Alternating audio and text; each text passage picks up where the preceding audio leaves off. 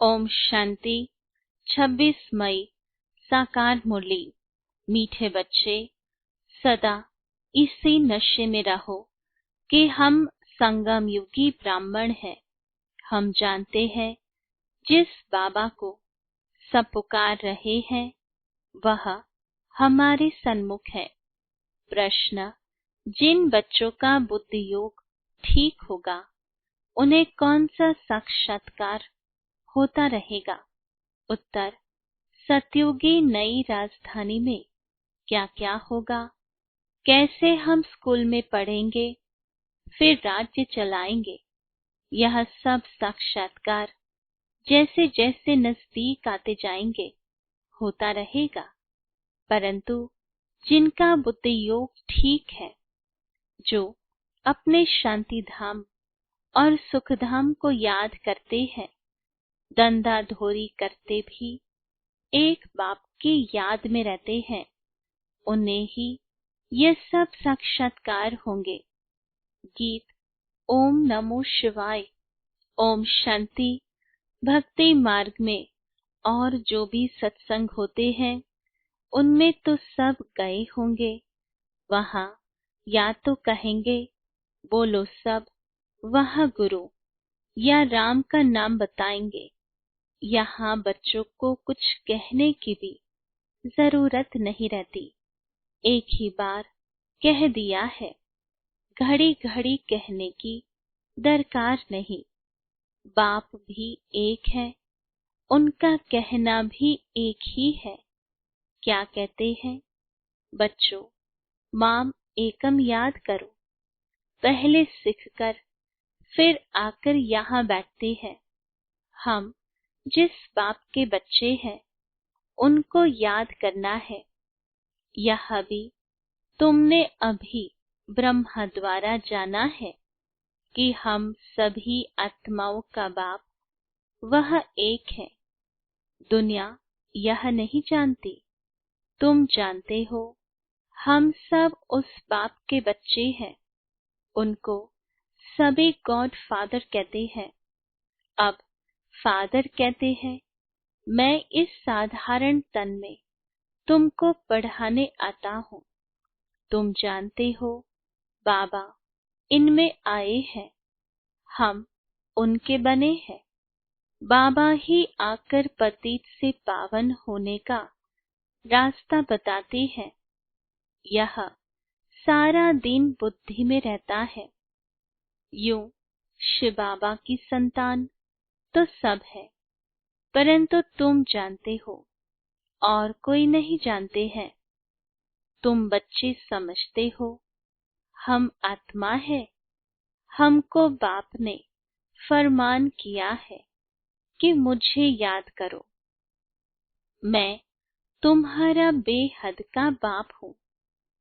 सब चिल्लाते रहते हैं कि पतित पावन आओ।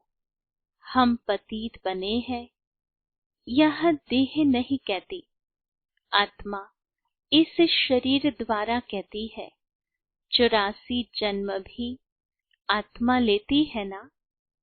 यह बुद्धि में रहना चाहिए कि हम एक्टर्स हैं। बाबा ने हमको अब त्रिकालदर्शी बनाया है। आदि मध्य अंत का ज्ञान दिया है। बाप को ही सब बुलाते हैं ना। अभी भी वह कहेंगे, कहते रहते हैं कि आओ, और तुम संगमयुगी ब्राह्मण कहते हो। बाबा आया हुआ है। इस संगम युग को भी तुम जानते हो। यह पुरुषोत्तम युग गाया जाता है। पुरुषोत्तम युग होता ही है कलयुग के अंत और सतयुग के आदि के बीच में। सतयुग में सतपुरुष, कलयुग में झूठे पुरुष रहते हैं। सतयुग में जो होकर गए हैं उन्हों के चित्र हैं। सबसे पुराने ते पुराने यह चित्र है। इनसे पुराने चित्र कोई होते नहीं। ऐसे तो बहुत मनुष्य फालतू चित्र बैठ बनाते हैं। यह तुम जानते हो। कौन कौन होकर गए हैं। जैसे नीचे अम्बा का चित्र बनाया है अथवा काली का चित्र है, तो ऐसी भुजाओं वाली हो थोड़े ही सकती है। अम्बा को भी दो भुजाएं होंगी ना। मनुष्य तो जाकर हाथ जोड़ते पूजा करते हैं। भक्ति मार्ग में अनेक प्रकार के चित्र बनाए हैं। मनुष्य के ऊपर ही भिन्न भिन्न प्रकार की सजावट करते हैं तो रूप बदल जाता है। यह चित्र आदि वास्तव में कोई है नहीं, यह सब है भक्ति मार्ग। यहाँ तो मनुष्य लूले लंगड़े निकल पड़ते हैं। सतयुग में ऐसे नहीं होते। सतयुग को भी तुम जानते हो, आदि सनातन देवी देवता धर्म था। यहाँ तो ड्रेस देखो, हर एक की अपनी अपनी कितनी वैरायटी है। वहाँ तो यथा राजा रानी तथा प्रजा होते हैं। जितना नजदीक होते जाएंगे तो तुमको अपनी राजधानी की ड्रेस आदि का भी साक्षात्कार होता रहेगा। देखते रहेंगे, हम ऐसे स्कूल में पढ़ते हैं, यह करते हैं। देखेंगे भी वह जिनका बुद्धि योग अच्छा है, अपने शांति धाम सुख धाम को याद करते हैं। धंधा धोरी तो करना ही है। भक्ति मार्ग में भी धंधा आदि तो करते हैं ना।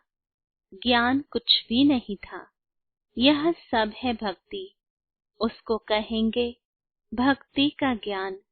वह यह ज्ञान दे न सके कि तुम विश्व के मालिक कैसे बनेंगे।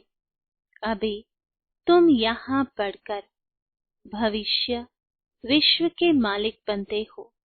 तुम जानते हो, यह पढ़ाई है ही नई दुनिया अमर लोक के लिए। बाकी कोई अमरनाथ पर शंकर ने पार्वती को अमर कथा नहीं सुनाई है। वह तो शिव शंकर को मिला देते हैं। अभी बाप तुम बच्चों को समझा रहे हैं, यह भी सुनते हैं। बाप बिगड़ सृष्टि के आदि मध्य अंत का राज कौन समझा सकेंगे। यह कोई साधु संत आदि नहीं है। जैसे तुम गृहस्थ व्यवहार में रहते थे, वैसे यह भी ड्रेस आदि सब वही है। जैसे घर में माँ बाप बच्चे होते हैं, फर्क कुछ नहीं है। बाप इस रथ पर सवार हो आते हैं बच्चों के पास। यह भाग्यशाली रथ गाया जाता है। कभी बैल पर सवारी भी दिखाते हैं। मनुष्यों ने उल्टा समझ लिया है। मंदिर में कभी बैल हो सकता है क्या? कृष्ण तो है प्रिंस, वह थोड़े बैल पर बैठेंगे। भक्ति मार्ग में मनुष्य बहुत मुंझे हुए हैं। मनुष्यों को है भक्ति मार्ग का नशा, तुमको है ज्ञान मार्ग का नशा। तुम कहते हो इस संगम पर बाबा हमको पढ़ा रहे हैं। तुम हो इस दुनिया में, परंतु बुद्धि से जानते हो हम ब्राह्मण संगम युग पर हैं। बाकी सब मनुष्य कलयुग में है। यह अनुभव की बातें हैं। बुद्धि कहती है हम कलयुग से अब निकल आए हैं। बाबा आया हुआ है। यह पुरानी दुनिया ही बदलने वाली है। यह तुम्हारी बुद्धि में है और कोई नहीं जानते। भल एक ही घर में रहने वाले हैं, एक ही परिवार के हैं। उनमें भी बाप कहेगा हम संगम युगी हैं। बच्चा कहेगा नहीं, हम कलयुग में हैं। वंडर है ना। बच्चे जानते हैं हमारी पढ़ाई पूरी होगी तो विनाश होगा। विनाश होना जरूर है, तुम्हारे में भी कोई जानते हैं। अगर यह समझे दुनिया विनाश होनी है तो नई दुनिया के लिए तैयारी में लग जाए। बैग बैगेज तैयार कर ले, बाकी थोड़ा समय है, बाबा के तो बन जाए। भूख मरेंगे तो भी पहले बाबा फिर बच्चे, यह तो बाबा का भंडारा है। तुम शिव बाबा के भंडारे से खाते हो। ब्राह्मण भोजन बनाते हैं, इसलिए ब्रह्म भोजन कहा जाता है। जो पवित्र ब्राह्मण है, याद में रहकर बनाते हैं। सिवाय ब्राह्मणों के शिव बाबा की याद में कोई रह नहीं सकते। वह ब्राह्मण थोड़े शिव बाबा की याद में रहते हैं। शिव बाबा का भंडारा यह है जहाँ ब्राह्मण भोजन बनाते हैं। ब्राह्मण योग में रहते हैं, पवित्र तो है ही, बाकी है योग की बात। इसमें ही मेहनत लगती है, गपोड़ा चल न सके। ऐसे कोई कह न सके कि मैं संपूर्ण योग में हूँ व 80% योग में हूँ। कोई भी कह न सके। ज्ञान भी चाहिए। तुम बच्चों में योगी वह है जो अपनी दृष्टि से ही किसी को शांत कर दे। यह भी ताकत है। एकदम सन्नाटा हो जाएगा। जब तुम अशरीरी बन जाते हो, फिर बाप की याद में रहते हो, तो यही सच्ची याद है। फिर से यह प्रैक्टिस करनी है। जैसे तुम यहाँ याद में बैठते हो, यह प्रैक्टिस कराई जाती है। फिर भी सब कोई याद में रहते नहीं है। कहाँ कहाँ बुद्धि भागती रहती है, तो वह फिर नुकसान कर लेते हैं। यहाँ संदली पर बिठाना उनको चाहिए जो समझे हम ड्रिल टीचर हैं, बाप की याद में सामने बैठे हैं।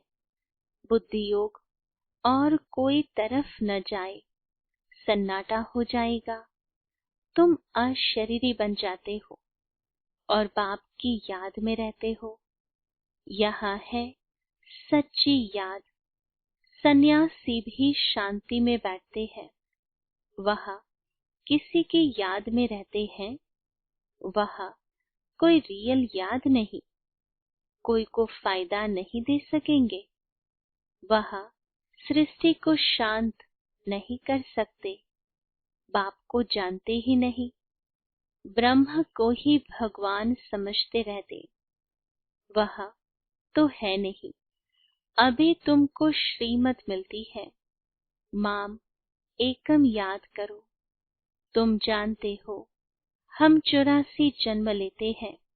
हर जन्म में थोड़ी थोड़ी कला कम होती जाती है। जैसे चंद्रमा की कला कम होती जाती है। देखने से इतना मालूम थोड़ी पड़ता है। अभी कोई भी संपूर्ण नहीं बना है। आगे चल तुमको साक्षात्कार होंगे। आत्मा कितनी छोटी है, उनका भी साक्षात्कार हो सकता है। नहीं तो बच्चियां कैसे बताती है कि इनमें लाइट कम है, इनमें जास्ती है। दिव्य दृष्टि से ही आत्मा को देखती है। यह भी सभी ड्रामा में नोंद है। मेरे हाथ में कुछ नहीं है। ड्रामा मुझसे कराते हैं।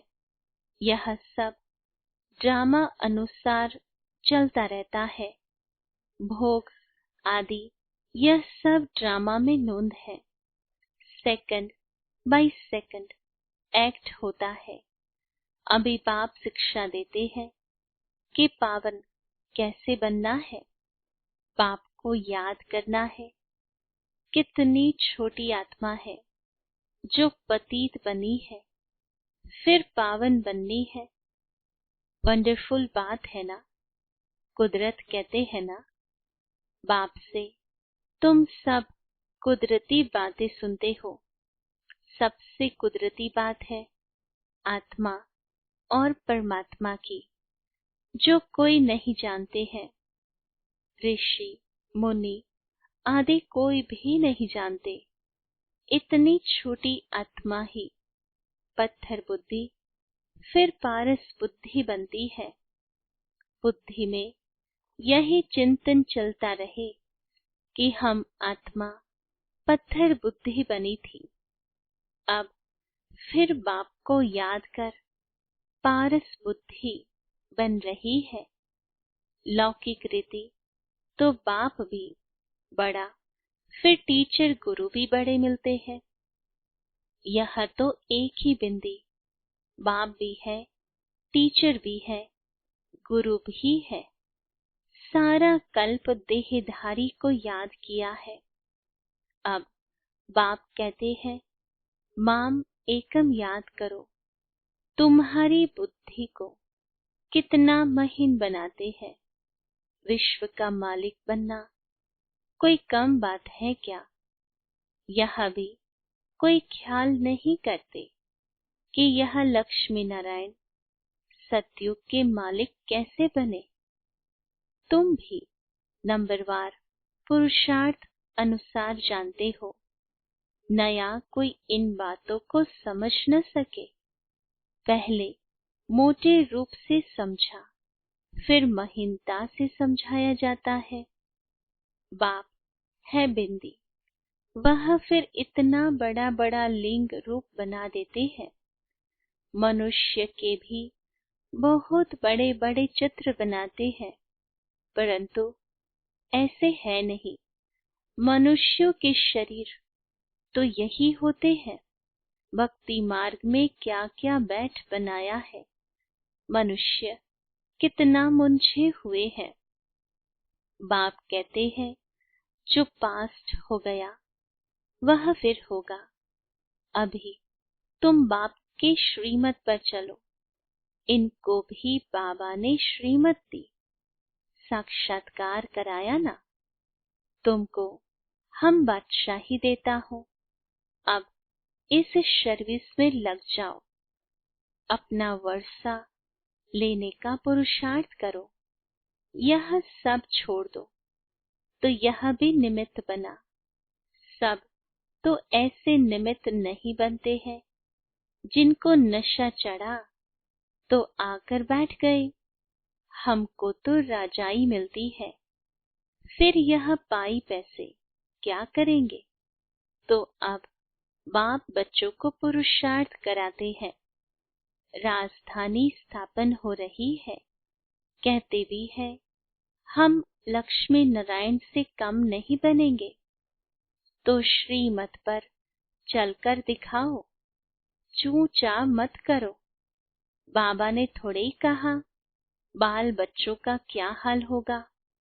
एक्सीडेंट में अचानक कोई मर जाते हैं तो कोई भूखा रहता है क्या? कोई न कोई मित्र संबंधी आदि देते हैं खाने के लिए। यहाँ देखो बाबा पुरानी झोपड़ी में रहते हैं, तुम बच्चे आकर महलों में रहते हो। बाप कहेंगे बच्चे अच्छी रीति रहे, खाए पिए। जो कुछ भी नहीं ले आए हैं उनको भी सब कुछ अच्छी रीति मिलता है। इस बाबा से भी अच्छी रीति रहते हैं। शिव बाबा कहते हैं हम तो है ही रमता योगी, कोई का भी कल्याण करने जा सकता हूँ। जो ज्ञानी बच्चे हैं वह कभी साक्षात्कार आदि की बातों में खुश नहीं होंगे, सिवाय योग के और कुछ भी नहीं। इन साक्षात्कार की बातों में खुश नहीं होना है। अच्छा, मीठे मीठे सिके लधे बच्चों प्रति माता पिता बाप दादा का याद प्यार और गुड मॉर्निंग। रूहानी बाप के रूहानी बच्चों को नमस्ते। रूहानी बच्चों के रूहानी बाबा को याद प्यार, गुड मॉर्निंग और नमस्ते। धारणा के लिए मुख्य सार। पहली पॉइंट, योग की ऐसी स्थिति बनानी है जो दृष्टि से ही किसी को शांत कर दे, एकदम सन्नाटा हो जाए। इसके लिए अशरीरी बनने का अभ्यास करना है। दूसरी पॉइंट, ज्ञान के सच्चे नशे में रहने के लिए याद रहे कि हम संगम युगी हैं। अब यह पुरानी दुनिया बदलने वाली है। हम अपने घर जा रहे हैं। श्रीमत पर सदा चलते रहना है, चूं चा नहीं करनी है। वरदान, लक्ष्य के प्रमाण लक्षण के बैलेंस की कला द्वारा चढ़ती कला का अनुभव करने वाले बाप समान संपन्न भव। विस्तार है, बच्चों में विश्व कल्याण की कामना भी है तो बाप समान बनने की श्रेष्ठ इच्छा भी है। लेकिन लक्ष्य के प्रमाण, जो लक्षण स्वयं को व सर्व को दिखाई दे, उसमें अंतर है। इसलिए बैलेंस करने की कला अब चढ़ती कला में लाकर इस अंतर को मिटाओ।